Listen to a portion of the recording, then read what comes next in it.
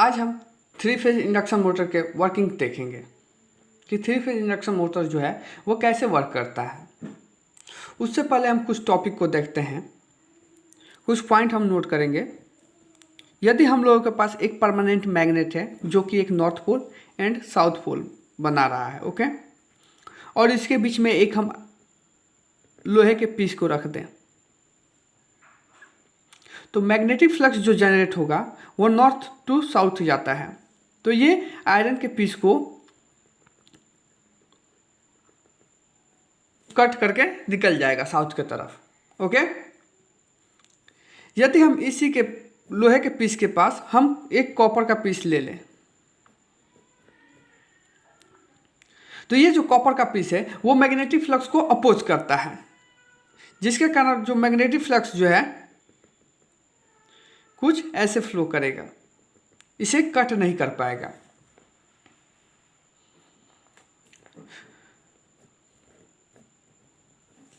तो हम एक कॉपर के पीस को हम उसके शेप को चेंज करते हैं। ये समझ लिए हम लोगों के पास कॉपर का पीस है, ओके। तो मैग्नेटिक फ्लक्स जो है ऐसे फ्लो कर रहा है,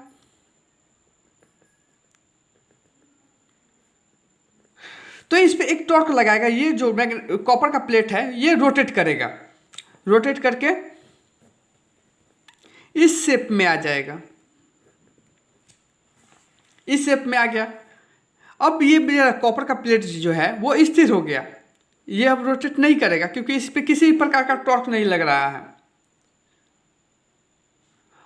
अब यदि हम क्या करें, नॉर्थ एंड साउथ पोल को हम रोटेट कर दें, यहाँ पे हम नॉर्थ कर दें और ये मेरा साउथ हो गया, और यहाँ पे मेरा कॉपर का प्लेट है।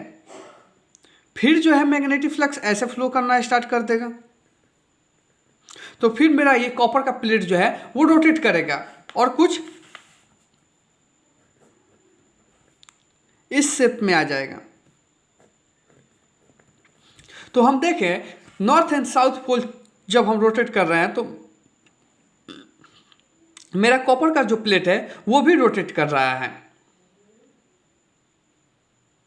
अब हम बात करेंगे थ्री फेज इंडक्शन मोटर के बारे में। तो थ्री फेज इंडक्शन मोटर के पे हम स्टेटर को देखे थे। स्टेटर में हम थ्री फेज सप्लाई देते थे, ये हम लोगों का थ्री फेज सप्लाई स्टेटर में हम देते थे, ओके। जो ये फ्रेम जो है वो आयरन का बना रहता था, और ये जो में हम लोगों के पास स्लॉट्स जो दिख रहा है जहाँ पे हम कॉपर का वाइंडिंग किए हैं, ये मेरा स्टेटर कोर जो है वो सिलिकॉन स्टील का बना रहता है। तो हम स्टेटर कोर को एक साइड हम लाते हैं दूसरे फिगर में, ओके। ये हम लोगों का स्टेटर कोर है जहाँ पे हम वाइंडिंग प्रोवाइड कर दिए हैं स्लॉट्स में,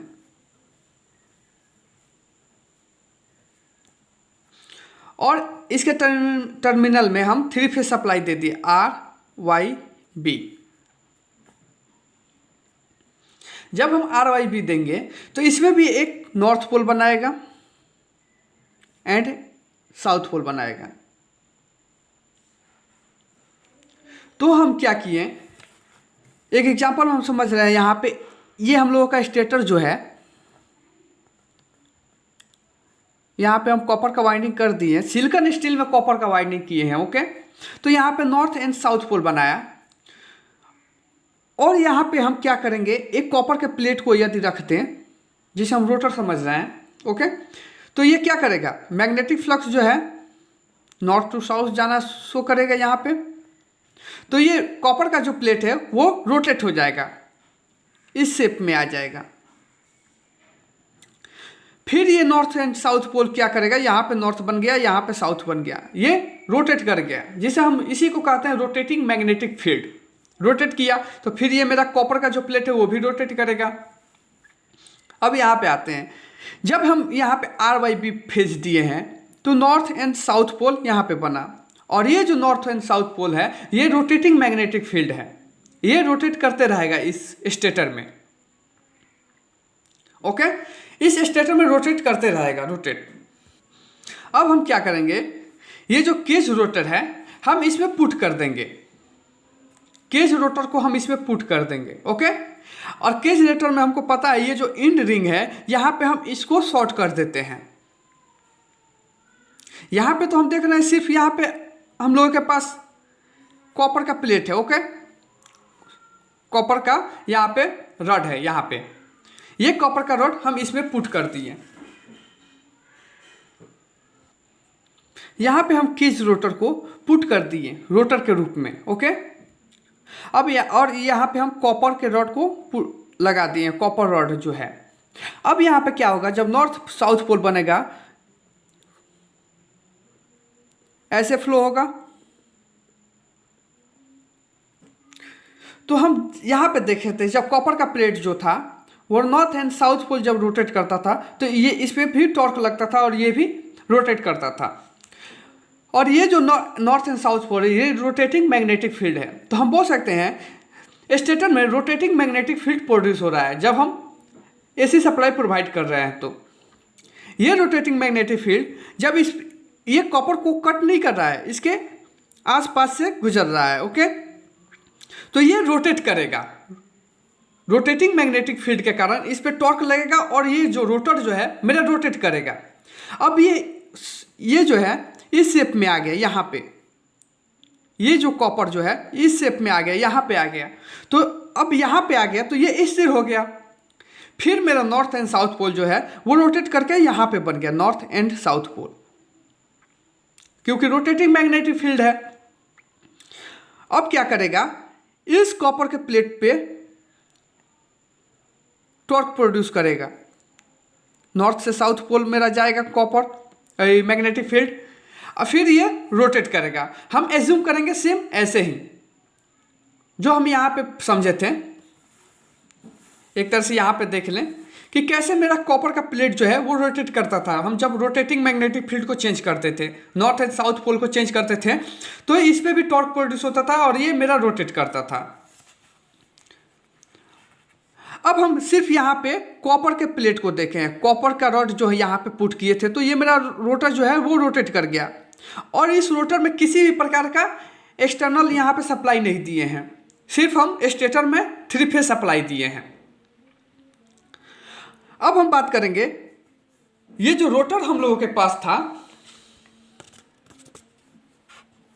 यहां पे हम आयरन के पीस, बहुत सारे आयरन के पीस को जो कट जैसा रहता है इस शेप का, इसमें हम पुट कर दिए, लगा दिए इसमें।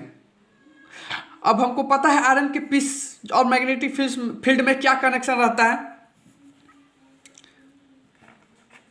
यहाँ पे हम आयरन के पीस और मैग्नेटिक फील्ड में कनेक्शन क्या देखेंगे, जो आयरन का पीस है वो मैग्नेटिक फील्ड को पास कर देता था। अब हम क्या होगा, इसमें बहुत सारे आयरन के पीस हम लगा दिए इसके अंदर, तो क्या होगा, ये जो मैग्नेटिक फील्ड निकला ये आयरन के पीस को तो पार कर गया। फिर हम एक अलग से इसका फिगर शो करते हैं। ये हम लोगों का स्टेटर था और ये रोटर था। अब यहाँ पे हम क्या किए हैं, ये जो केज रोटर लिए थे उसके अंदर बहुत सारे लोहे के पीस को हम पुट कर दिए, फिल कर दिए हैं यहाँ पे, ओके। अब क्या करेगा, यहाँ पे हम 3 फेज सप्लाई दिए हैं RYB, तो जिसके कारण यहाँ पे नॉर्थ पोल बना है एंड यहाँ पे साउथ पोल बना है। तो ये नॉर्थ जो साउथ पोल है वो कॉपर के प्लेट को कट नहीं करेगा, उसके आसपास से गुजरेगा, ओके। इसे भी हम ले लेते हैं इसी में।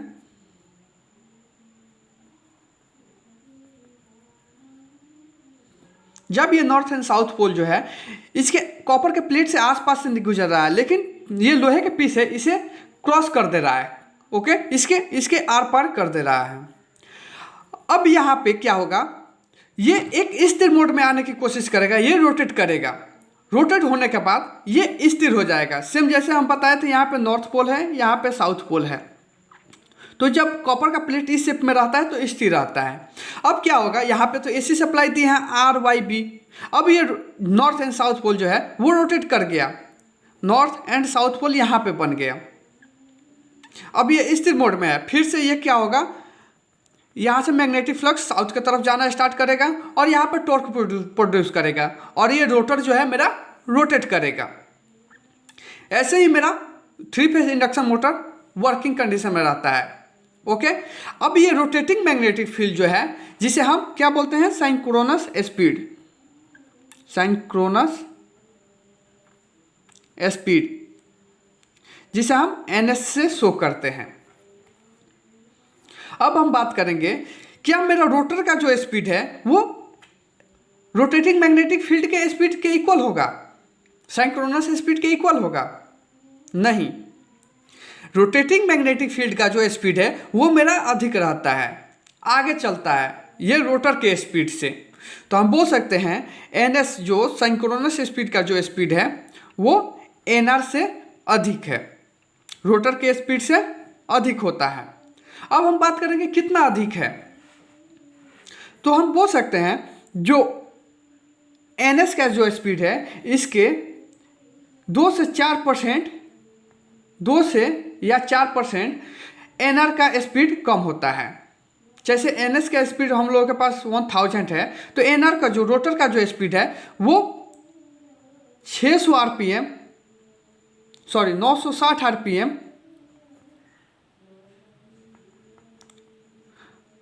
या हम 980 आरपीएम बोल सकते हैं, क्योंकि 2 से 4% ही कम है। ये जो 2 से 4% है इसी को हम बोलते हैं स्लिप। तो स्लिप हम क्या बोल सकते हैं, इंडक्शन मोटर में 2% या 4% ही होता है। अब हम लोगों को स्लिप भी पता चला, स्लिप क्या है, ns और nr का डिफरेंट है, कितना जो रोटर मोटर है किस स्पीड से रोटेट कर रहा है, और हम लोगों के पास रोटेटिंग मैग्नेटिक फील्ड जो है ns उसका स्पीड क्या है, इन दोनों का डिफरेंट हमको बता रहा है स्लिप। स्लिप के बारे में हम डीपली पढ़ेंगे नेक्स्ट लेक्चर में। ये हम लोगों का था 3 फेज इंडक्शन मोटर का प्रिंसिपल कैसे वर्क किया है। यहाँ पे मेरा रोटेटिंग मैग्नेटिक फील्ड प्रोड्यूस हुआ, RMF जिसे बोलेंगे रोटेटिंग मैग्नेटिक फील्ड। इस रोटेटिंग मैग्नेटिक फील्ड के कारण, रोटेटिंग क्यों बोल रहे हैं, क्योंकि यहाँ पे north pole and south pole जो है वो रोटेट कर रहा है, जिसके कारण इस रोटर पे टॉर्क प्रोड्यूस होगा और ये रोटर रोटेट करना स्टार्ट कर देगा। इसका वर्किंग प्रिंसिपल सिंपल था, हम इसका वर्किंग प्रिंसिपल समझ गए 3 फेज इंडक्शन मोटर का। नेक्स्ट लेक्चर में हम इसके आगे टॉपिक पे पढ़ेंगे। Okay, thank you.